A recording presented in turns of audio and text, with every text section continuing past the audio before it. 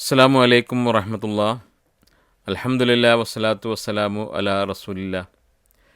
Piece radio സ്നേഹക്കൂടിലേക്ക് നിങ്ങളെ ഏവരെയും ഹാർദമായി സ്വാഗതം ചെയ്യുന്നു.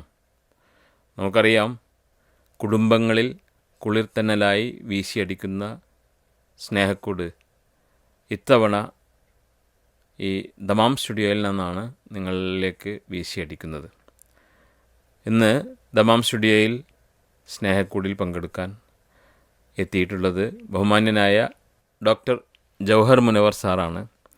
അദ്ദേഹം സൗദി അറേബ്യയിലേക്കുള്ള ഒരു സന്ദർശന വേളയിൽ നമ്മുടെ ദമാം സ്റ്റുഡിയോയിൽ വരികയും സ്നേഹക്കൂട് എന്ന പ്രോഗ്രാമിൽ പങ്കെടുക്കാൻ താല്പര്യം കാണിക്കുകയും ചെയ്ത ഈ ഒരു മനസ്സിന് ആദ്യമായി അദ്ദേഹത്തിന് നന്ദി അറിയിക്കുകയാണ്.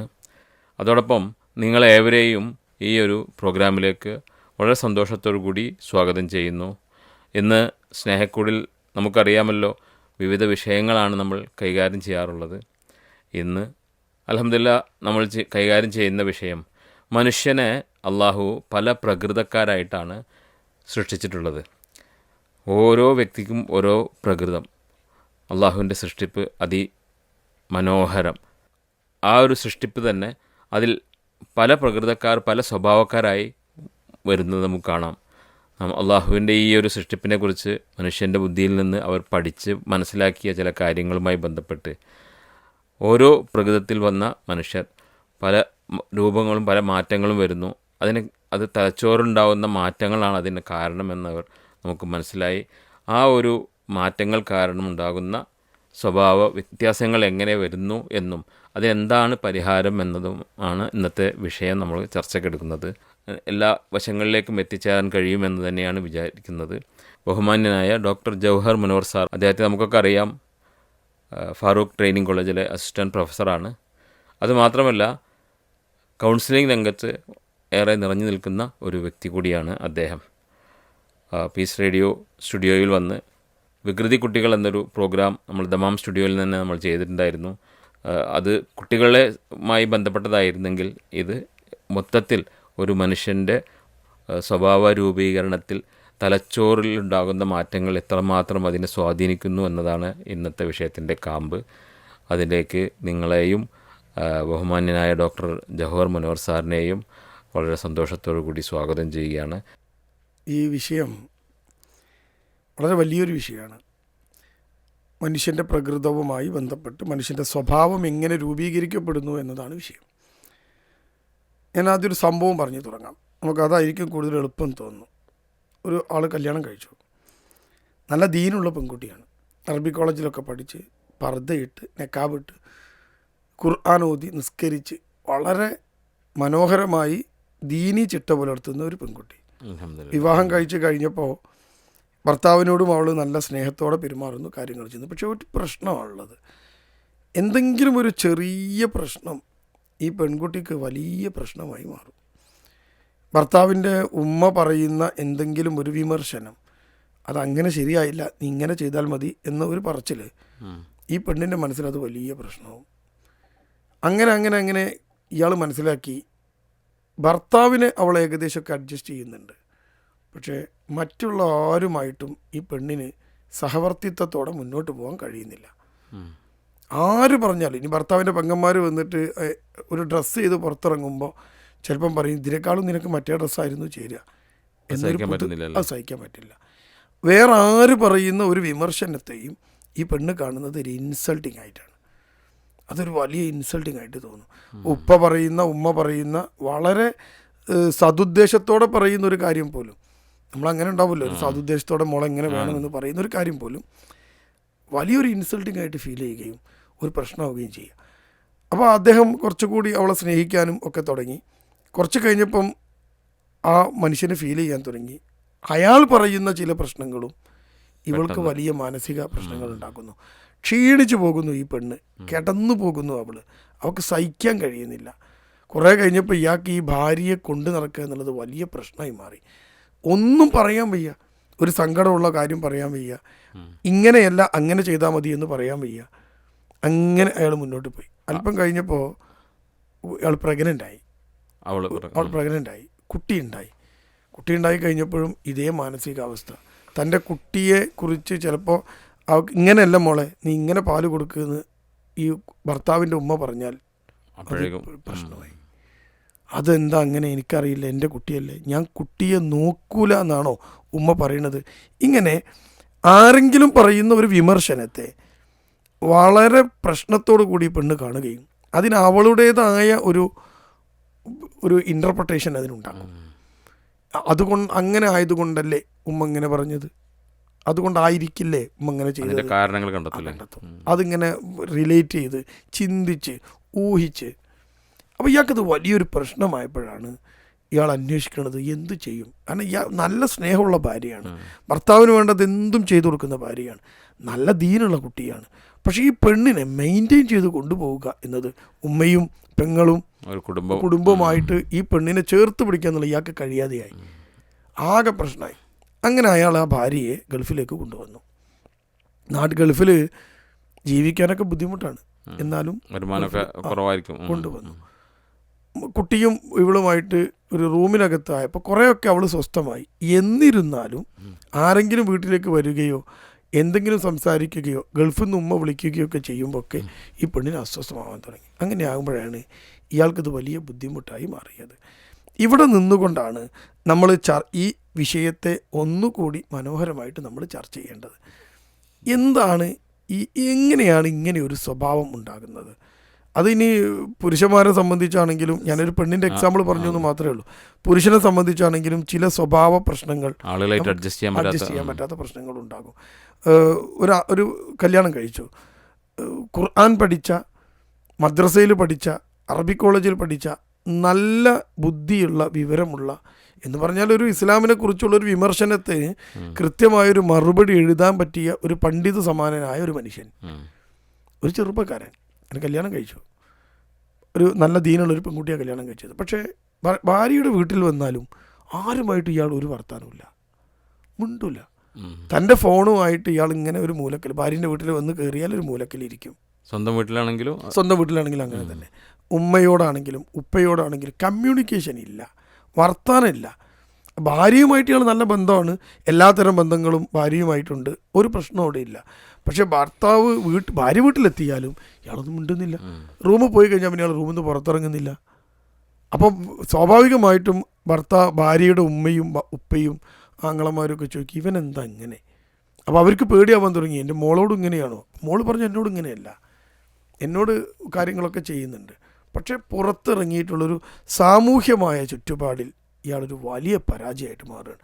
അങ്ങനെ ഈ പ്രശ്നം ഭാര്യയുടെ വീട്ടുകാർ ഈ ഭർത്താവിൻ്റെ ഈ ചെറുക്കൻ്റെ വീട്ടുകാരോട് സൂചിപ്പിച്ചപ്പോൾ അവർ പറഞ്ഞു, ഞങ്ങളോടും ഇങ്ങനെ തന്നെയാണ്, ഞാനും ഉമ്മയാണ്, എന്നെ അവന് ഇഷ്ടമാണ്, സ്നേഹമാണ്, എനിക്ക് സുഖമില്ലെങ്കിൽ അവൻ ചെയ്തു തരും. പക്ഷേ ഒരു വർത്താനം പറയാൻ, കമ്മ്യൂണിക്കേറ്റ് ചെയ്യാൻ അവൻ വളരെ മോശമാണ്. അപ്പോൾ ഉമ്മാക്ക് സുഖമില്ലെങ്കിൽ അവൻ ചെയ്തു തരും, പാത്രം കഴുകി കൊടുക്കും, പണിയെടുത്ത് കൊടുക്കും, ആശുപത്രി കൊണ്ടുപോകും, എല്ലാം ചെയ്തു കൊടുക്കും. ഉപ്പാക്കും അങ്ങനെ തന്നെ. പക്ഷെ അത് പ്രകടിപ്പിക്കുന്നിടത്ത് അയാളൊരു പരാജയമാണ്, ഒരു ഇൻറ്റിമസി ഇല്ല. അപ്പോൾ അവരും പറയുന്നത് ഇത് തന്നെയാണ് ഞങ്ങൾക്കും ഫീൽ ചെയ്തത്, നിങ്ങൾക്ക് ഫീൽ ചെയ്ത് തന്നെയാണ് ഞങ്ങൾക്കും ഫീൽ ചെയ്തത് എന്ന്. പക്ഷേ അവരതിന് യൂസ്ഡ് ആയിട്ടുണ്ടാവും. ചെറുപ്പം മുതൽ ഇങ്ങനെ ആയതുകൊണ്ട് വിവാഹമൊക്കെ കഴിഞ്ഞ് കഴിഞ്ഞാൽ പ്രശ്നമുണ്ടാവില്ല എന്ന് കരുതി. പക്ഷെ ഇത് ഭാര്യയെ സംബന്ധിച്ച് അയാളൊരു പ്രശ്നക്കാരനല്ല. കാരണം അയാളുടെ സ്വഭാവവും പെരുമാറ്റവും അവർക്ക് പ്രശ്നമില്ല. പക്ഷേ സാമൂഹ്യ സാഹചര്യത്തിലെത്തുമ്പോൾ അയാൾ ഉൾവെലിഞ്ഞു പോകുന്നു, പിൻവാങ്ങുന്നു എന്നതാണ് പ്രശ്നം. അപ്പോൾ ആണാവട്ടെ പെണ്ണാവട്ടെ മനുഷ്യൻ എന്നത് ഒരു പ്രകൃതമുണ്ടാകും എന്ന് ഉറപ്പാണ്. ഈ പ്രകൃതത്തെയാണ് നമ്മൾ സാധാരണ രീതിയിൽ സ്വഭാവം എന്ന പദം കൊണ്ട് ഉദ്ദേശിക്കുന്നത്. ഈ പ്രകൃതം ഒരു മനുഷ്യൻ്റെ സ്വഭാവമായിട്ട് മാറും. ഈ സ്വഭാവ രൂപീകരണം, ഈ പ്രകൃതം, ഇതുമായി ബന്ധപ്പെട്ടാണ് ഇന്ന് നമ്മൾ സംസാരിക്കേണ്ടത്. ഒരു മനുഷ്യന് അവന് മനസ്സും ശരീരവും ഉണ്ട്. മനുഷ്യൻ്റെ ഏറ്റവും പ്രധാനപ്പെട്ട പ്രത്യേകത എന്നത് അവന് വളരെ ഡെവലപ്ഡായ ഒരു മനസ്സുണ്ട് എന്നതാണ്. ശരീരത്തെ പോലെ തന്നെ ശരീരം വളരെ സൂപ്പറാണ്. മനുഷ്യൻ്റെ ശരീരത്തിൻ്റെ അത്ര കഴിവും കപ്പാസിറ്റിയും ഉള്ള ഒരു ശരീരം വേറെ ഇല്ല, ഒരു ശരീരമില്ല. കാരണം എന്താ വെച്ചാൽ അവൻ്റെ കൈകൾ കൊണ്ട് അവന് ജോലി ചെയ്യാം, അത്രയും കപ്പാസിറ്റിയുള്ള സൂപ്പർ ശരീരമാണ്. 2 കാലിൽ എഴുന്നേറ്റ് നിൽക്കാൻ കഴിയുന്ന ഒരേ ഒരു ജീവി മനുഷ്യനാണ്. പക്ഷേ ഇതുപോലെ തന്നെയാണ് മനുഷ്യൻ്റെ മനസ്സും. ഒരു ഹൈലി ഡെവലപ്ഡ് ആയിട്ടുള്ളൊരു മനസ്സാണ് റബ്ബ് സുബ്ഹാനഹു വ തആല മനുഷ്യന് വേണ്ടി ഡിസൈൻ ചെയ്തു വെച്ചത്. ഈ മനസ്സ് രൂപപ്പെടുമ്പോൾ ഈ മനസ്സിലുണ്ടാകുന്ന കാര്യങ്ങളാണ് ഒരു മനുഷ്യൻ്റെ പ്രകൃതമായി സ്വഭാവമായിട്ട് മാറുക. അപ്പോൾ ഇതിൽ നമ്മൾ ആദ്യം മനസ്സിലാക്കേണ്ട ഒരു സാധനം, മനുഷ്യൻ്റെ തലച്ചോറ് എന്ന് പറയുന്ന ഒരു സാധനമുണ്ട്. ഇന്നും ശാസ്ത്രലോകത്തിന് മുഴുവനായി വിശദീകരിക്കാൻ കഴിയാത്തൊരു സാധനമാണ് തലച്ചോറ്, ബ്രെയിൻ. ന്യൂറോ സയൻസ് എന്ന് പറയുന്ന ഒരു ശാസ്ത്രശാഖയുണ്ട്. ഈ ന്യൂറോ സയൻസാണ് മനുഷ്യൻ്റെ തലച്ചോറ്, അതിൽ നടക്കുന്ന പ്രവർത്തനങ്ങളെക്കുറിച്ച് പഠിക്കുന്ന ഏരിയ. ഇന്നും ഈ തലച്ചോറെന്ന് പറയുന്ന സാധനത്തെക്കുറിച്ച് കൃത്യമായൊരു അറിവോ ബോധമോ അല്ലെങ്കിൽ വിവരങ്ങളോ മുഴുവനായിട്ടും ശാസ്ത്രത്തിന് കിട്ടിയിട്ടില്ല. അത് റബ്ബുണ്ട് എന്നതിൻ്റെ ഒരു തെളിവായിട്ട് ഇപ്പോഴും തലച്ചോറ് അവശേഷിക്കുകയാണ്. ഏറ്റവും ഡെവലപ്ഡായ തലച്ചോറുള്ളത് മനുഷ്യനാണ്, ഏറ്റവും ഡെവലപ്ഡായ മനസ്സുള്ളത് മനുഷ്യനാണ്, ഏറ്റവും ഡെവലപ്ഡായ ശരീരമുള്ളത് മനുഷ്യനാണ്. ഈ തലച്ചോറ് എന്നുള്ളത് മനുഷ്യന് മാത്രമുള്ള ഒരു പ്രത്യേകതയാണോ, അതോ മൃഗങ്ങൾക്കും തലച്ചോറുണ്ടല്ലോ? മൃഗങ്ങൾക്ക് തലച്ചോറുണ്ടെങ്കിലും അത് മനുഷ്യൻ്റെ അത്ര ഡെവലപ്ഡ് അല്ല. ഒരു മൃഗത്തിന് ജീവിക്കാൻ ആവശ്യമുള്ള ഇൻസ്റ്റിങ്ക്റ്റ് എന്നതിന് പറയാം. ഇൻസ്റ്റിങ്ക്റ്റ് എന്ന് പറഞ്ഞാൽ ജന്മവാസന. മൃഗങ്ങളെല്ലാം ജന്മവാസനക്കനുസരിച്ച് ജീവിക്കുക ചെയ്യുക. അവരിണ ചേരുന്നത്, ഭക്ഷണം കഴിക്കുന്നത്, ജീവിക്കുന്നത് എല്ലാം ജന്മവാസനയാണ്. അതിനപ്പുറത്തേക്ക് അവർക്ക് കിടക്കാൻ കഴിയില്ല. ജന്മവാസനകളെ നിയന്ത്രിച്ച് ഒരു കൃത്യമായൊരു മൊറാലിറ്റിയിലൂടെ മുന്നോട്ട് പോകുന്ന ജീവിയാണ് മനുഷ്യൻ. ഇപ്പം ഒരു മൃഗത്തിന് ഇണ ചേരാൻ തോന്നിയാൽ അത് ഇണ ചേരും. അതിന് ഇടം എവിടെയാണെന്നോ ആരാണെന്നോ മൃഗങ്ങൾ നോക്കാറില്ല. മനുഷ്യന് ഇണ ചേരാൻ തോന്നിയാൽ തോന്നിയോടത്ത് ഇണ ചേരാൻ തോന്നില്ല, കഴിയില്ല. അങ്ങനെ ചേരാമെന്ന് പറയുന്ന ആളുകൾ മനുഷ്യനെ മൃഗത്തിലേക്ക് കൊണ്ടുപോകുന്നു. അങ്ങനത്തെ ഒരു വാദം ഉണ്ടല്ലോ, എവിടുന്ന് എന്തും ചെയ്യാം, നമുക്ക് തോന്നുന്നത് ചെയ്യാം എന്ന് പറയുന്ന ആൾ ശരിക്കും ഒരു മൃഗത്തിൻ്റെ അവസ്ഥയൊക്കെ പോവാണ്. പക്ഷെ അവർ പറയണത് അവരാണ് പുരോഗമനവാദികൾ എന്നാണ്. പക്ഷെ അവർ മനുഷ്യനെ കൊണ്ടുപോകുന്നത് മൃഗസമാനനായിട്ടാണ്. അപ്പോൾ നമ്മൾ നമ്മുടെ ഇൻസ്റ്റിങ്ക്റ്റുകളെ, ജന്മവാസനകളെ നമ്മൾ കൺട്രോൾ ചെയ്യുകയും എന്നിട്ട് ഒരു മൊറാലിറ്റിക്കനുസരിച്ച്, ഒരു നിയമത്തിനനുസരിച്ച് പോവുകയും ചെയ്യും. അതാണ് മനുഷ്യൻ. എല്ലായിടത്തും അങ്ങനെയാണ്. ഒരു ദീനീപരമല്ലാത്ത ഒരു മനുഷ്യൻ പോലും തനിക്കുണ്ടാക്കുന്ന സാമൂഹികമായ നിയമങ്ങൾ അനുസരിക്കും. അപ്പം നമ്മൾ അങ്ങനെയാണ് പോവുക. പക്ഷെ മൃഗങ്ങൾ ഇൻസ്റ്റിങ്ക്റ്റാണ്. അപ്പോൾ അവരുടെ തലച്ചോറ്, ഒരു കോഴിയുടെ തലച്ചോറ് എന്നത് ചെറുതാണ്. ആ കോഴിക്ക് ഭക്ഷണം എടുക്കാനും ഇണ ചേരാനും ആ കോഴിയുടെ ജീവിതം മുന്നോട്ട് കൊണ്ടുപോകാനുള്ള അതിനപ്പുറത്തേക്കുള്ളൊരു ഡെവലപ്മെൻറ്റ് ഒരു മൃഗത്തിന് ഉണ്ടാവില്ല. അതുകൊണ്ടാണല്ലോ ഒരു മൃഗവും ഇത്രയും കാലമായിട്ട് ഒന്നും കണ്ടുപിടിച്ചിട്ടില്ലല്ലോ.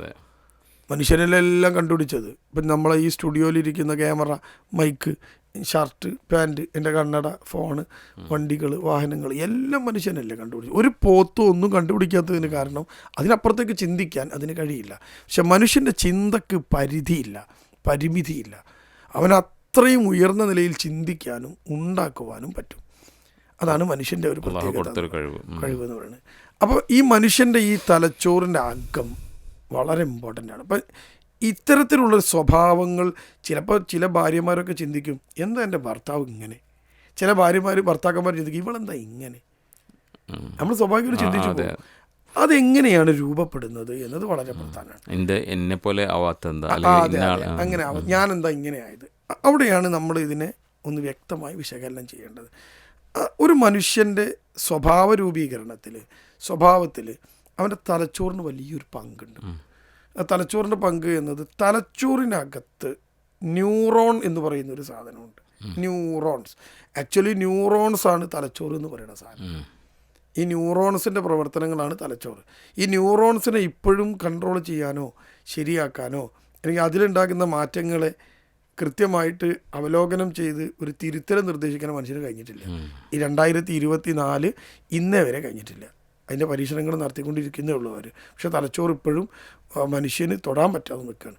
ഒരു ട്യൂമറൊക്കെ ഉണ്ടെങ്കിൽ കണ്ടില്ലേ, അവരൊന്നും ചെയ്യില്ലല്ലോ. തലച്ചോറിന് എന്തെങ്കിലും കേട് പറ്റി കഴിഞ്ഞാൽ ഭയങ്കര പ്രയാസമാണല്ലോ, ഒന്നും ചെയ്യാൻ കഴിയില്ല.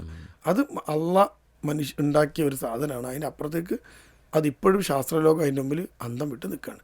കുറേയൊക്കെ അവർ മനസ്സിലാക്കിയിട്ടുണ്ടെങ്കിൽ പോലും ഇനിയും അത് പഠിക്കേണ്ടിയിരിക്കുന്നു. അതിൻ്റെ കോംപ്ലിക്കേഷൻ ചിലപ്പം അള്ളാഹു കൊടുത്ത കഴിവുകൊണ്ട് ഇനിയും മനസ്സിലാക്കാൻ കഴിയായിരിക്കും. പക്ഷെ എന്നാലും അതിനും അപ്പുറത്താണ് മനുഷ്യൻ്റെ തലച്ചോറ് എന്നത്. ഈ ഭൂമിയിൽ കാണുന്ന സകലതും ഈ തലച്ചോറ് കൊണ്ടാണ് മനുഷ്യൻ കണ്ടുപിടിച്ചത്. ഈ തലച്ചോറ്. അപ്പോൾ ആർട്ടിഫിഷ്യൽ ഇൻ്റലിജൻസിനൊക്കെ കുറിച്ച് നമ്മൾ സംസാരിക്കുന്നുണ്ടെങ്കിൽ പോലും ആർട്ടിഫിഷ്യൽ ഇൻ്റലിജൻസ് എന്നത് ഉണ്ടാക്കിയത് ഈ മനുഷ്യൻ്റെ തലച്ചോറാണ്. അപ്പോൾ അതിൻ്റെ അപ്പുറത്തുള്ളൊരു സാധനമാണ് ഈ തലച്ചോറ്. നമ്മൾ പറയും ഇനിയിപ്പോൾ എല്ലാം ആർട്ടിഫിഷ്യൽ ഇൻ്റലിജൻസ്, നമ്മളെ തലച്ചോറിൻ്റെ കാര്യമില്ല. പക്ഷേ നമ്മളെ തലച്ചോറ് കൊണ്ട് ഉണ്ടാക്കിയൊരു സാധനമാണ് ഈ ആർട്ടിഫിഷ്യൽ ഇൻ്റലിജൻസ്. അപ്പോൾ അതിനും പരിധിയുണ്ട്. പക്ഷെ മനുഷ്യൻ്റെ തലച്ചോറ് അതിനപ്പുറത്തേക്ക് ചിന്തിക്കുന്നൊരു സാധനം. ഈ തലച്ചോറ് വളരെ പ്രധാനമാണ്. ഈ തലച്ചോറിനകത്ത് ഈ ന്യൂറോൺസ് എന്ന് പറയുന്ന ഒരു സാധനം, അതുകൊണ്ടാണ് ഈ തലച്ചോറിൻ്റെ പ്രശ്നങ്ങളെ നോക്കുന്ന ഡോക്ടർ ന്യൂറോളജി എന്ന് പറയുന്നത്, ന്യൂറോൺസ് ഉള്ളത് കൊണ്ടാണ്. അപ്പോൾ ഈ ന്യൂറോൺസുകളെ സ്വാധീനിക്കുന്നത് തലച്ചോറിനകത്തുള്ള ഹോർമോണുകളാണ്. അതിന് ന്യൂറോ കെമിക്കൽസ് എന്ന് പറയും. അപ്പോൾ നമ്മുടെ തലച്ചോറ് ഒരു കെമിക്കലായിട്ടുള്ള ഒരു ബാലൻസ് തലച്ചോറിനുണ്ട്. അതിന് ന്യൂറോ കെമിക്കൽസ് എന്ന് പറയും. തലച്ചോറിനകത്തുള്ള കെമിക്കൽസിന് പറയുന്ന പേര് അങ്ങനെയാണ്. അതിന് നമ്മൾ നാടൻ ഭാഷയിൽ ഹോർമോൺ എന്ന് പറയും. ഹോർമോണുകളെല്ലാം കെമിക്കലുകളായതുകൊണ്ട് സ്വാഭാവികമായിട്ട് നമ്മളതിന് ഹോർമോൺ എന്ന് പറയും. അപ്പോൾ തലച്ചോറിനകത്തുണ്ടാകുന്ന ഈ കെമിക്കലുകൾക്ക് ഉണ്ടാകുന്ന ചേഞ്ചുകളാണ് സ്വാഭാവികമായിട്ടും മനുഷ്യൻ്റെ ചിന്തയെ സ്വാധീനിക്കുക. ചിന്തയാണ് മനുഷ്യൻ്റെ സ്വഭാവമായിട്ട് മാറുക. ഞാൻ എങ്ങനെ ചിന്തിക്കുന്നു എന്നുള്ളതാണ് എൻ്റെ സ്വഭാവം. എന്ത് കാര്യവും ഞാൻ ചിന്തിക്കുന്നു. ഞാനിപ്പോൾ നേരത്തെ നിങ്ങളോട് പിന്നെ ഒരു കാര്യം പറഞ്ഞു. അമ്മായിയമ്മ ഭർത്താവിൻ്റെ ഉമ്മ ഒരു കാര്യം പറയും. ആ കാര്യം പറയുന്നതിനെ ഞാൻ എങ്ങനെ ചിന്തിക്കുന്നു എന്നതാണ് ആ പെണ്ണ് ചിന്തിച്ചത് ഇത് നെഗറ്റീവായിട്ടാണ്. ആ പെണ്ണ് ചിന്തിച്ചത് അതൊരു ഇൻസൾട്ടിങ് ആയിട്ടാണ്. ആ പെണ്ണ് ചിന്തിച്ചത് അതൊരു പ്രോബ്ലം ആയിട്ടാണ്. എങ്കിൽ ആ പെണ്ണിന് അത് പ്രോബ്ലമായിട്ട് ഫീൽ ചെയ്യും.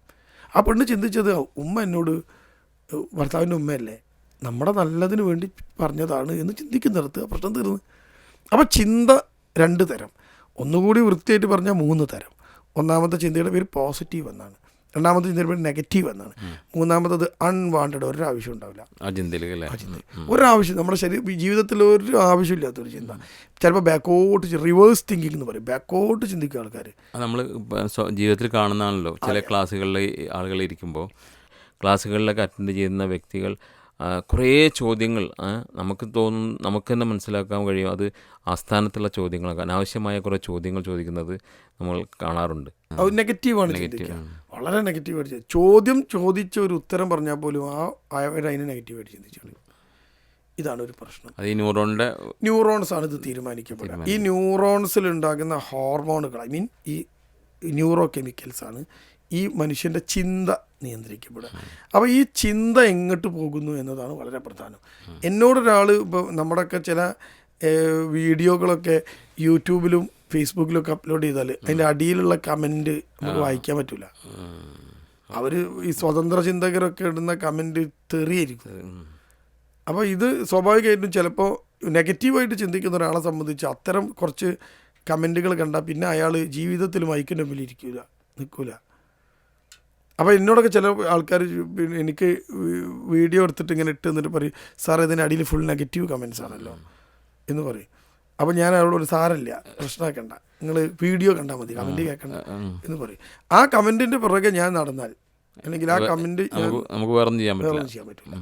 അപ്പോൾ നമ്മളെപ്പോഴും അതിനെയാണ് ആ സാധനത്തെയാണ് നമ്മൾ മാനസികാരോഗ്യത്തിൻ്റെ ഒരു സാധനമായിട്ട് പറയാം. നമ്മൾ ശരീരത്തിന് ആരോഗ്യം ഉണ്ടാവണമെങ്കിൽ നമ്മൾ എന്ത് വേണം? സംഭവം വളരെ സിമ്പിളാണ്. ശരീരത്തിനകത്തേക്ക് പോകുന്നതെല്ലാം നമ്മൾ നിയന്ത്രിക്കണം, അല്ലേ? ആരോഗ്യം ഉണ്ടാക്കുന്ന. അപ്പം ഞാൻ ശരീരത്തിൻ്റെ ആരോഗ്യത്തെക്കുറിച്ച് ബോധവാനാണെങ്കിൽ എൻ്റെ അകത്തേക്ക് പോകുന്നതിനെ കുറിച്ച് എനിക്കൊരു ചിന്ത വേണം. ഞാൻ തിന്നുന്ന ഭക്ഷണം എൻ്റെ തടി കൂട്ടും, എനിക്ക് കൊളസ്ട്രോൾ കൂടും, അസുഖം ഉണ്ടാക്കും. അത് നല്ലതാണോ, ഹലാലാണോ?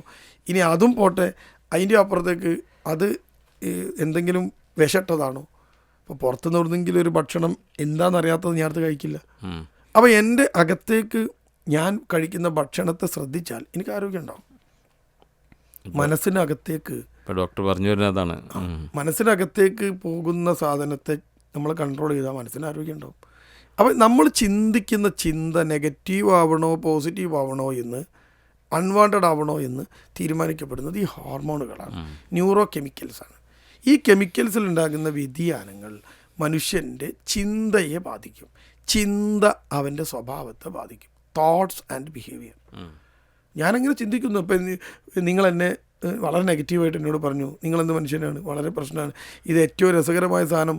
ഇപ്പം എൻ്റെയൊക്കെ ഒരു പ്രസംഗത്തിന് താഴെ ഉണ്ടാകുന്ന കമൻറ്റുകൾ വായിച്ചു നോക്കിയാൽ നമുക്ക് മനസ്സിലാവുന്നൊരു സാധനം, ഒരു ഭാര്യയും ഭർത്താവും കൗൺസിലിങ്ങിന് വന്നു, അല്ലെങ്കിൽ ഒരു പ്രശ്നം പരിഹാരത്തിന് വേണ്ടി വന്നു. നമ്മൾ കാര്യങ്ങളൊക്കെ പഠിച്ചു നോക്കിയപ്പോൾ നമുക്ക് മനസ്സിലായി ഭർത്താവിൻ്റെ അടുത്താണ് മിസ്റ്റേക്ക്. അയാളുടെ സ്വഭാവത്തിലും പെരുമാറ്റത്തിലും ഒക്കെയുള്ള മിസ്റ്റേക്ക് കൊണ്ടാണ് ഈ ഭാര്യയും ഭർത്താവും തമ്മിൽ പ്രശ്നമെന്ന് മനസ്സിലായി. ഇനി നമ്മളെങ്ങനെ ഇടപെടും? സ്വാഭാവികമായിട്ടും നമ്മൾ പറയും നിങ്ങളടുത്താണ് മിസ്റ്റേക്ക്. വൈഫിൻ്റെ അടുത്തല്ല, നിങ്ങളുടെ സ്വഭാവം നിങ്ങളൊന്ന് മാറ്റണം, ഇത്ര പോരാ, അവളെ ഒന്നുകൂടി നിങ്ങൾ ചേർത്ത് പിടിക്കണം എന്ന് പറയുമ്പോൾ ഇന്ന കാര്യങ്ങളൊക്കെ മാറ്റണം എന്ന് പറഞ്ഞാൽ അയാൾ ഇറങ്ങി അങ്ങ് പോകും. അപ്പം ഒന്നും പറയില്ല, ഇറങ്ങിപ്പോവും. എന്നിട്ട് പിന്നെ രണ്ടാമത് വേറെ ഒരു ദിവസം നിങ്ങൾ ഒന്നുകൂടി വാ എന്ന് പറഞ്ഞാൽ അയാൾ വരില്ല. അയാൾ പറയും അയാൾ ശരിയല്ല, കാരണം ഞാൻ ശരിയല്ലാത്തതിന് കാരണം എന്താ, അയാളുടെ പ്രശ്നം ഞാൻ പറഞ്ഞു, അപ്പോൾ ഞാൻ ശരിയല്ല. അതോടുകൂടി അടുത്ത പ്രസംഗം അല്ലെങ്കിൽ യൂട്യൂബിൽ വരുമ്പോൾ അല്ലെങ്കിൽ ഫേസ്ബുക്കിൽ വരുമ്പോൾ അതിൻ്റെ താഴെ ഉണ്ടാവും ഇയാൾ വ്യാജനാണ്, ഇയാൾ പ്രശ്നക്കാരനാണ്, അങ്ങനത്തെ ഒക്കെ കമൻറ്റുകൾ വരുന്ന ഒരുപാട് കാര്യങ്ങൾ കാണാം. അവരാണ് കമൻറ്റ്, എനിക്ക് ഇയാൾ അറിയാം, ഇയാൾ മഹാപോക്കാണ്, അയാൾ ഞാനും ഭാര്യയും തമ്മിലുള്ള പ്രശ്നത്തിൽ എന്നെ കുറ്റപ്പെടുത്തി. അതാണ് യാഥാർത്ഥ്യം. ഇനി നേരെ തിരിച്ചു നിങ്ങൾ ചിന്തിക്കും, ഒരു പെണ്ണിൻ്റെ അടുത്താണ് മിസ്റ്റേക്ക് എങ്കിൽ ആ പെണ്ണിനോട് ഞാൻ പറയണം നിങ്ങളുടെ അടുത്താണ് പ്രശ്നം, നിങ്ങളുടെ ചിന്ത പ്രശ്നമാണ് എന്നാൽ പെണ്ണിനോട് പറഞ്ഞാൽ പെണ്ണിന് എന്നെ പറ്റൂല. പിന്നെ രണ്ടാമത്തെ പ്രാവശ്യം വരുമ്പോൾ അയാളെ അടുത്തേക്ക് പോകണ്ട, വേറെ അടുത്തേക്ക് ബോധ്യപ്പെട്ടില്ലെങ്കിൽ അവർക്ക് ബോധ്യപ്പെടില്ല. അവർ ബോധ്യപ്പെടാൻ വളരെ ബുദ്ധിമുട്ടാണ്. ഇവരാണ് ഈ നെഗറ്റീവ് കമൻറ്റ് പറയുന്ന ആളുകൾ. അപ്പോൾ അവരെ സംബന്ധിച്ച് നമ്മൾ വളരെ നെഗറ്റീവാണ്.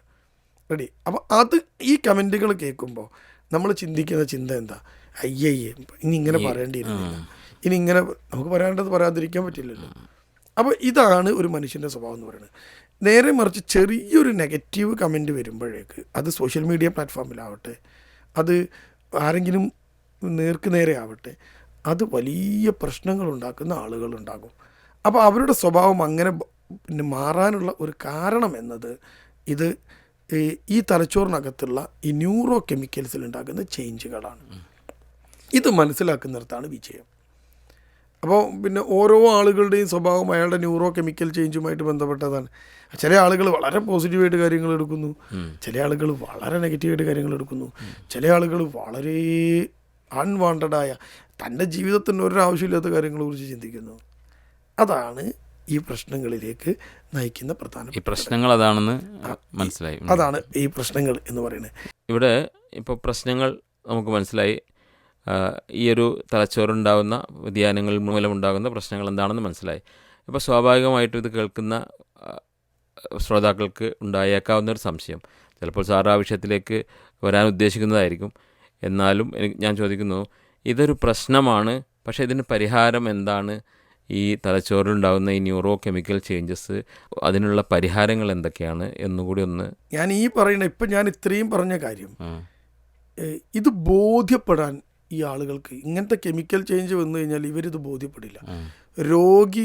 രോഗിയാണ് എന്ന് ബോധ്യപ്പെട്ടാൽ മാത്രമേ ചികിത്സിക്കാൻ കഴിയൂ. എനിക്ക് ക്യാൻസർ ഉണ്ട് എന്ന് ഡോക്ടർ പറയുമ്പോൾ അതുണ്ടെന്ന് എനിക്ക് ബോധ്യപ്പെടണ്ടേ. എനിക്ക് ബോധ്യപ്പെട്ട് കഴിഞ്ഞാൽ ഡോക്ടറോട് ഞാൻ പറയും സാറ് പറയുന്നത് എന്താണോ അത് ഞാൻ ചെയ്യാം. അപ്പോൾ ആ ഡോക്ടർ പറയും നിങ്ങൾ ആദ്യം ഒരു ഓപ്പറേഷന് വിധേയമാണോ, അത് കഴിഞ്ഞ് നിങ്ങൾ കീമോതെറാപ്പി ചെയ്യണം. ഞാൻ പറയും ഓക്കെ, ഞാൻ എന്തിനും റെഡിയാണ്, കാരണം എൻ്റെ രോഗം മാറണം. രോഗമുണ്ട് എന്ന് ബോധ്യപ്പെട്ടാൽ അത് പരിഹരിക്കാൻ എളുപ്പമാണ്. പക്ഷേ ഇത്തരത്തിലുള്ള പ്രശ്നം, ഈ ന്യൂറോ കെമിക്കൽ ചേഞ്ച് ഉണ്ടാകുന്ന ആളുകൾ അവർക്ക് പ്രശ്നമുണ്ട് എന്ന് അവർ സമ്മതിച്ചു തരില്ല. ഇപ്പം ഒരു കൗൺസിലറുടെ മുമ്പിൽ എത്തിക്കഴിഞ്ഞാൽ പോലും അവർ പറയും എന്താ എനിക്കല്ല പ്രശ്നം, നിങ്ങൾ അയാളോട് സംസാരിക്കുമോ. അയാൾ പറയും ഞാൻ എന്താ സാറേ ചെയ്യുക എന്ന് ചോദിക്കും. അല്ലെങ്കിൽ ആ പെണ്ണ് പറയും സാറൊന്ന് നോക്കാം. അപ്പം ഞാൻ അയാൾ പറയും നിങ്ങൾ എൻ്റെ പ്രശ്നമല്ല അവളുടെ പ്രശ്നമാണ്. ഇത് മറ്റുള്ളവർക്ക് മേലങ്ങനെ ആരോപിക്കപ്പെട്ടുകൊണ്ടേയിരിക്കും. അപ്പോൾ നമ്മൾ എത്ര സിറ്റുവേഷൻ ചേഞ്ച് ചെയ്താലും ഈ സിറ്റുവേഷൻ ഇങ്ങനെ ചേഞ്ച് ചെയ്യുക എന്നല്ലാതെ ഈ പെണ്ണിൻ്റെ ചിന്ത മാറില്ല, അല്ലെങ്കിൽ ഈ പുരുഷൻ്റെ ചിന്ത മാറില്ല. ഇനി ഇത് എന്തുകൊണ്ട് ഇങ്ങനെ വരുന്നു എന്ന് ചോദിച്ചാൽ അതങ്ങനെയാണ്. തലച്ചോറിനകത്തെ ഹോർമോണുകളാണ്, ന്യൂറോ കെമിക്കൽസാണ് ഒരു മനുഷ്യൻ്റെ ചിന്തയും ഒരു മനുഷ്യൻ്റെ സ്വഭാവത്തെയും സ്വാധീനിക്കുക. അപ്പോൾ ഈ കെമിക്കൽ ചേഞ്ചിനനുസരിച്ച് ചില പ്രശ്നങ്ങൾ മനുഷ്യനിലുണ്ടാവും. ഈ പ്രശ്നങ്ങളെയാണ് നമ്മൾ സാധാരണ ഒരു ബിഹേവിയറൽ പ്രോബ്ലംസ് എന്നൊക്കെ പറയുന്ന പ്രോബ്ലം. ഞാൻ കുട്ടികളുടെ മാത്രമല്ല, ഇത് ചെറിയ കുട്ടി, ജനിച്ച കുട്ടി മുതൽ അവിടുന്ന് അങ്ങോട്ട് വയസ്സായ 75 വയസ്സായ ആളുകളിൽ വരെ നിങ്ങൾക്കിത് കാണാൻ പറ്റും. ഈ ന്യൂറോ കെമിക്കൽ ചേഞ്ച് മൂലമുണ്ടാകുന്ന സ്വഭാവ പ്രശ്നങ്ങൾ കാണാൻ പറ്റും. നമ്മൾ പലപ്പോഴും പല ആളുകളെക്കുറിച്ച് ചില 85 വയസ്സിൽ ഇനി മരിക്കാൻ പിന്നെ കുറച്ചുകൂടി സമയമുള്ളൂ എന്ന് നമുക്ക് പോലും തോന്നിയ ആളുകൾ പോലും ചില സ്വഭാവം കാണുമ്പോൾ നമ്മൾ ചിന്തിക്കും ഇയാൾക്ക് ഇനിയെങ്കിലും നന്നായിക്കൂടെ. പക്ഷെ അയാൾക്ക് നന്നാവാൻ കഴിയാത്തത് എന്തുകൊണ്ടെന്ന് വെച്ചാൽ അയാൾക്കൊരു പ്രശ്നമുണ്ട് എന്ന് അയാൾക്ക് ബോധ്യപ്പെട്ടിട്ടില്ല.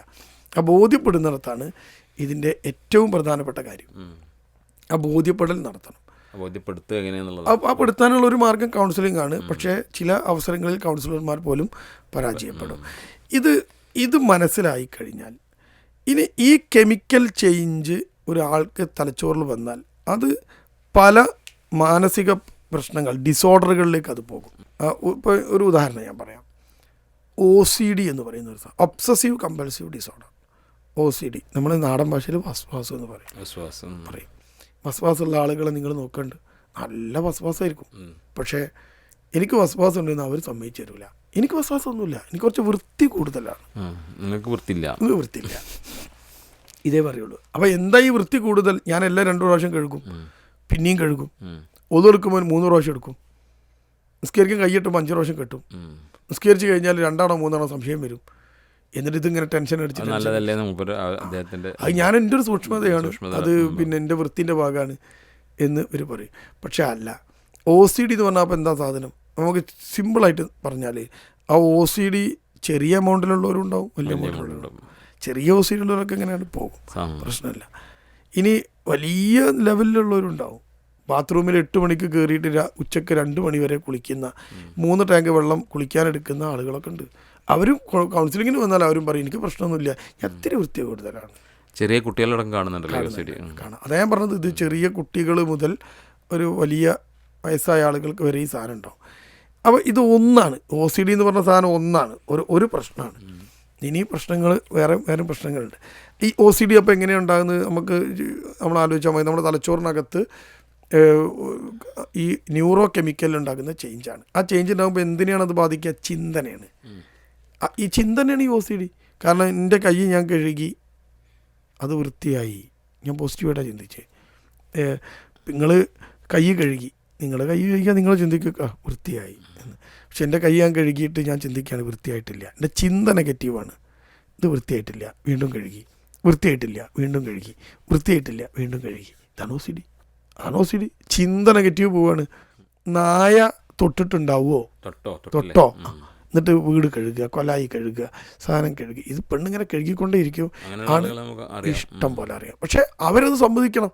തനിക്ക് ഇങ്ങനത്തെ ഒരു പ്രോബ്ലം ഉണ്ട് എന്ന് ഇവർ സമ്മതിക്കാതെ ഒരു നിവൃത്തിയുമില്ല. ഇപ്പോൾ സാറിവിടെ OCD ഉള്ള കുട്ടികളെക്കുറിച്ച് സംസാരിച്ചു. നമ്മൾ പലപ്പോഴും പല രക്ഷിതാക്കളെ കാണാറുണ്ട്, പല കുട്ടികളെയും OCD ഉള്ള കുട്ടികളെ കാണാറുണ്ട്. അവരനുഭവിക്കുന്ന പ്രയാസങ്ങൾ നമുക്ക് നേരിട്ട് കാണാൻ കഴിഞ്ഞിട്ടുണ്ട്. അള്ളാഹു അത്തരം പ്രയാസങ്ങളിൽ നിന്നൊക്കെ നമ്മളെല്ലാവരെയും കാത്തുരക്ഷിക്കട്ടെ. ഈ OCD എന്നുള്ളത് അതിന് പാരമ്പര്യത്തിൽ എത്രത്തോളം വല്ല സ്ഥാനവുമുണ്ടോ? തീർച്ചയായിട്ടും ഇതിൽ പാരമ്പര്യത്തിന് വലിയ പങ്കുണ്ട്, വലിയ പങ്ക്. പക്ഷെ പാരമ്പര്യമായിട്ട് OCD ഉള്ള ഒരു ഉമ്മയുടെ മകൻ, ആ ഉമ്മാൻ്റെ മകന് ചിലപ്പോൾ OCD കിട്ടിക്കൊള്ളുന്നില്ല. ഇതേ ന്യൂറോ കെമിക്കൽ ചേഞ്ചിൻ്റെ ഫലമായിട്ട് ബൈപ്പോളർ ഡിസോർഡർ ഉണ്ടാവും, ബൈപ്പോളർ അഫക്റ്റീവ് ഡിസോർഡർ എന്ന് പറഞ്ഞ സാധനങ്ങളുണ്ടാവും. ഇങ്ങനെയൊക്കെ പ്രശ്നങ്ങളുണ്ടാവും. അതേപോലെ ഉണ്ടാകുന്ന ഒരു പ്രശ്നമാണ് ഈ അൺസ്റ്റേബിൾ, ഈ തോട്ട്സ് അൺസ്റ്റേബിൾ ആവുകയും അയാളുടെ പെട്ടെന്ന് ദേഷ്യം വരിക, സാധനം വരിക, അതൊക്കെ ഇതിൻ്റെ ചേഞ്ചാണ്. അപ്പോൾ ഇത് മനസ്സിലാക്കുക എന്നതാണ് ഏറ്റവും പ്രധാനം. നമ്മൾ ആദ്യത്തെ സ്റ്റെപ്പ് എന്നത് ഇത് മനസ്സിലാക്കലാണ്. ഇത് മനസ്സിലാക്കി കഴിഞ്ഞാൽ നമുക്ക് മനസ്സിലായില്ലെങ്കിലും നമുക്ക് മനസ്സിലാവണം അല്ലേ? ഇത് കൂടെ ജീവിക്കുന്ന ആൾക്ക് ഇത് മനസ്സിലാവണം. ഇത് മനസ്സിലാവുക എന്നത് ഏറ്റവും പ്രധാനമാണ്. അപ്പോൾ ഈ കെമിക്കൽ ചേഞ്ചിൻ്റെ ഫലമായിട്ട് പല പ്രശ്നങ്ങളുണ്ടാവും. അത് ചെറിയ ഒരു കാര്യം മുതൽ വലിയ കാര്യം വരെ ഉണ്ടാവും.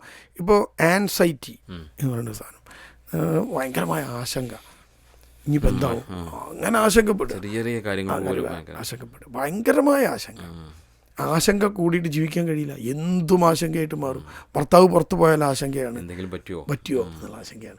മക്കൾ പുറത്തു പോയാൽ ആശങ്കയാണ്. അപ്പോൾ ഈ ആശങ്കയുള്ളൊരു ആളെ സംബന്ധിച്ച് അയാൾ കംഫർട്ടബിൾ ആവില്ല. കംഫർട്ടബിൾ അല്ലാത്ത ഒരാൾക്ക് ഒരിക്കലും നന്നായി പെരുമാറാൻ കഴിയില്ല. ചില ആളുകൾ വിചാരിക്കും അയാളുടെ ഒരു നല്ല സ്വഭാവമല്ലേ ആശങ്ക. അതെ വിചാരിക്കും. ഈ ആശങ്ക ചിലപ്പം ചെറിയ ആശങ്കയുള്ളവർ, ഇപ്പോൾ എക്സാമിന് പോകുമ്പോൾ ഉണ്ടാകുന്ന ഒരു ആൻസൈറ്റി ഉണ്ടാവും. ആ ആൻസൈറ്റിയുടെ തോത് ഇങ്ങനെ കൂടി കഴിഞ്ഞാൽ പിന്നെ എക്സാം എഴുതാൻ പറ്റാത്ത അവസ്ഥ എത്തും. എഴുതാൻ പറ്റാത്ത അവസ്ഥ വരെ എത്തുന്ന ലെവലിലേക്ക് ഈ ആൻസൈറ്റി മാറും. അപ്പോൾ ഈ അതിൻ്റെ ലെവൽ നോക്കി, ചെറിയൊരു ആൻസൈറ്റി ഒന്നും ഒരു പ്രശ്നമല്ല. മനുഷ്യൻ്റെ പ്രകൃതത്തിലൊക്കെ ഉണ്ടാവും. ഒരു വൃത്തി കുറച്ചൊരു കൂടുതൽ, അതൊരു പ്രശ്നമല്ല. പക്ഷേ അത് അമിതമാകുന്നു എന്ന് അയാളുടെ കൂടെ ജീവിക്കുന്ന ആളുകൾക്ക് ഇത് പ്രശ്നമാവും. അപ്പോഴാണ് അയാളത് മനസ്സിലാവും. അവിടെയൊക്കെ നമ്മളൊരു തവക്കുലിൻ്റെ ഒരു വിഷയം വരുന്നുണ്ടല്ലേ? ഇനിയിപ്പോൾ അഥവാ ഇത്തരം അസുഖങ്ങളൊക്കെ വരുമ്പോൾ അവിടെ ഈ തവക്കുലിന് എത്രത്തോളം പ്രാധാന്യമുണ്ട് എന്ന് കൂടെ ഒന്ന് പറയാമോ? അത് ഈ ഇത്തരം ഒരു അവസ്ഥ, ഇത് ഞാൻ നിങ്ങളോട് പറഞ്ഞല്ലേ, ഇത് ചിന്തയെ ബാധിക്കുന്ന ഒരു സാധനമാണ്. ചിന്ത തകരാറിലാവുന്നതോടുകൂടി ഈ തവക്കുലൊന്നും അവിടെ വരില്ല. കാരണം അതൊരു ചിന്തയാണല്ലോ. തവക്കുൽ എന്നതൊരു ചിന്തയാണ്. ആ ചിന്ത അതൊരു തവക്കുലൊക്കെ എന്ന് പറഞ്ഞൊരു പോസിറ്റീവ് ചിന്തയാണ് അല്ലേ. ഇപ്പം എനിക്കുണ്ടാക്കുന്ന എന്തിപ്പോൾ ഞാൻ പറഞ്ഞല്ലോ, എനിക്ക് എന്ത് പ്രശ്നം ഉണ്ടെങ്കിലും തവക്കൽ തോലല്ല, അതല്ല തവക്കുലൊക്കെ അത് പടച്ചോന് ഞാൻ പാരമേൽപ്പിക്കും. അല്ലെങ്കിൽ പടച്ചോന് അത് നമ്മൾ അള്ള നിശ്ചയിച്ചതായിരിക്കും അത് എന്ന് നമ്മൾ ചിന്തിക്കണം. അപ്പം ഞാൻ വണ്ടിയുമായിട്ട് പോയി, വണ്ടി ഒന്ന് മുട്ടി, ഒന്ന് കുത്തി, ഞാനാകെ ടെൻഷനായി. നമ്മൾ ബാക്കോട്ട് ചിന്തിക്കും, ഈ വണ്ടി എടുക്കേണ്ടിയിരുന്നില്ല, ഇന്ന് ഞാൻ ഇറങ്ങേണ്ടിയിരുന്നില്ല, ഞാൻ എന്തിനായിരുന്നു ഒന്നും ഇങ്ങോട്ട് വന്നത്, ഇതൊന്നും നമ്മൾ പറഞ്ഞിട്ട് കാര്യമില്ല. അള്ള തീരുമാനിച്ചിടത്തേക്ക് നമ്മളെ എത്തിയിരിക്കും എന്നത് ഉറപ്പാണ്. അത് നമുക്ക് എവിടെയാണോ മരിക്കുക അവിടെ നമ്മളെത്തും. സൗദിയിൽ നിന്നാണ് എൻ്റെ മരണമെങ്കിൽ ഞാൻ സൗദിയിലെത്തും കേട്ടോ. അപ്പോൾ ഇത് അള്ള നിശ്ചയിക്കുന്ന ഒരു സാധനമാണ് എന്ന് അള്ളാൻ്റെ മുകളിൽ തവക്കലാക്കി കഴിഞ്ഞാൽ ഈ പ്രശ്നം കുറേ തീരും. പക്ഷേ ഈ പോസിറ്റീവായിട്ട് ചിന്തിക്കുന്ന ഒരാൾക്ക് ഇത് പറ്റുള്ളൂ. അല്ലാത്തവരെ സംബന്ധിച്ചിട്ട് ഈ ചിന്ത പോസിറ്റീവ് ആവാത്തവരെ സംബന്ധിച്ച് എത്ര ദീനുണ്ടെങ്കിലും എത്ര നിസ്കാരം ഉണ്ടെങ്കിലും ഓരോ ചിന്തയിൽ വീണ്ടും നെഗറ്റീവ്സ് എന്ന് അറിയും. അത് പിന്നെ നമ്മളുടെ ഡ്യൂട്ടിയാണ് അയാളെ ചിന്ത പോസിറ്റീവ് ആക്കാൻ. അപ്പം അയാൾ ആദ്യം നമ്മൾ ചെയ്യേണ്ട ഒരു സാധനം എന്നത് ഇദ്ദേഹത്തെ ഇത്തരം കാര്യങ്ങൾ ബോധ്യപ്പെടുത്തുക എന്നതാണ് ആദ്യത്തെ സ്റ്റെപ്പ്. അത് നമ്മളിങ്ങനെ അടിച്ചത് കൊണ്ടോ പ്രശ്നം ഉണ്ടാക്കിയത് കൊണ്ടോ ഒന്നും കാര്യമില്ല. കറക്റ്റ് വഴി, അത്തരം വഴികളുടെ ഒരു ഭാഗമാണ് ചില സമയത്ത് നമുക്ക് കൗൺസിലിംഗ് ആവശ്യമായിട്ട് വരിക. ഒരാളെ കൊണ്ടുപോയിട്ട് ഒരു കൗൺസിലിങ്ങിലേക്ക് എത്തിക്കുക. ചില സമയത്ത് അയാളും ഇതിൽ പരാജയപ്പെടും. കാരണം അത്രയും നെഗറ്റീവായ ഒരാളാണെങ്കിൽ നമ്മൾ പറഞ്ഞാൽ പോലും അവരിത് എടുക്കൂല. അങ്ങനെ ഒരു ചിന്ത വേണ്ട. എല്ലാ കേസും കൗൺസിലർമാർക്ക് ചെയ്യാൻ കഴിയുമെന്നുള്ള ചിന്ത വേണ്ട.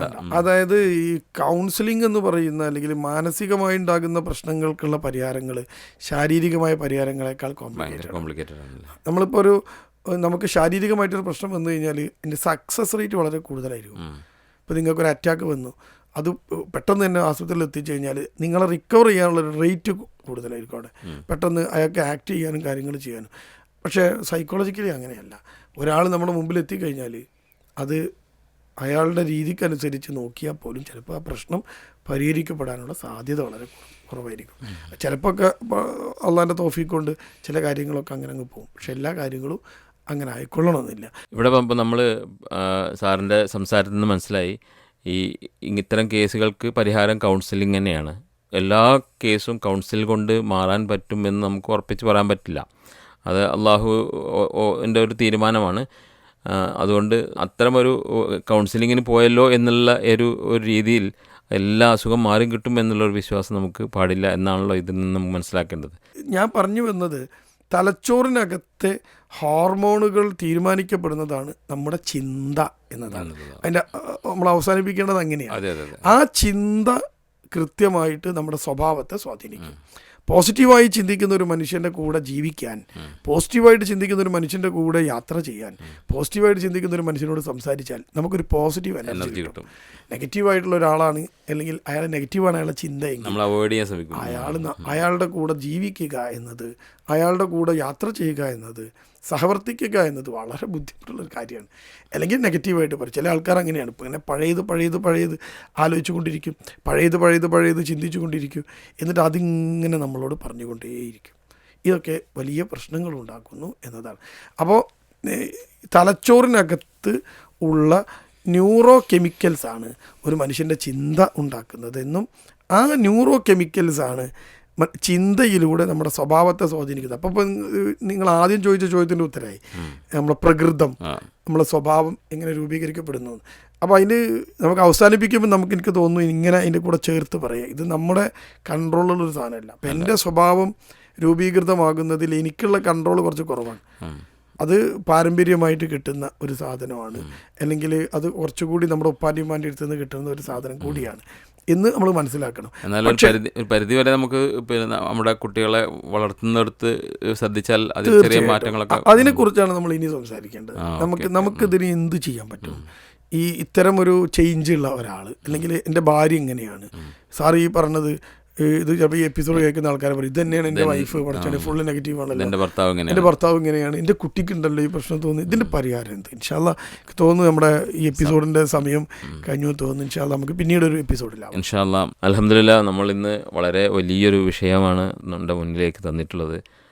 തലച്ചോറിലുണ്ടാകുന്ന വ്യതിയാനങ്ങൾ, ന്യൂറോ കെമിക്കൽ ചേഞ്ചസ് മുഖേന ഉണ്ടാകുന്ന വ്യതിയാനങ്ങൾ, അതുമൂലമുണ്ടാകുന്ന സ്വഭാവ മാറ്റങ്ങൾ, അത്തരം വിഷയങ്ങൾ അല്ലെങ്കിൽ ആ ഒരു അവസ്ഥ വരുമ്പോൾ നമ്മൾ എന്തു ചെയ്യണം എന്നൊക്കെയാണ് നമ്മുടെ ബഹുമാന്യനായ ഡോക്ടർ ജവഹർ മലർ സാറ് നമ്മളോട് പറഞ്ഞിട്ടുള്ളത്. നമുക്കറിയാം ഈ ഒരു വിഷയം ഒരു വലിയ വിഷയമാണ്. അതിൽ കുറേ ഏരിയകൾ ഇനിയും ഉണ്ടാവും. ഇതിൻ്റെ ബാക്കി ഇൻഷാ അല്ലാഹ് നമുക്ക് അടുത്ത എപ്പിസോഡിൽ നിങ്ങളിലേക്ക് എത്തിക്കുന്നതാണ്. ഇപ്പോൾ ഈ ഒരു എപ്പിസോഡിൻ്റെ സമയം ഇവിടെ അവസാനിച്ചിരിക്കുകയാണ്. അസ്സലാമു അലൈക്കും വറഹ്മത്തുള്ളാഹി വബറകാതുഹു.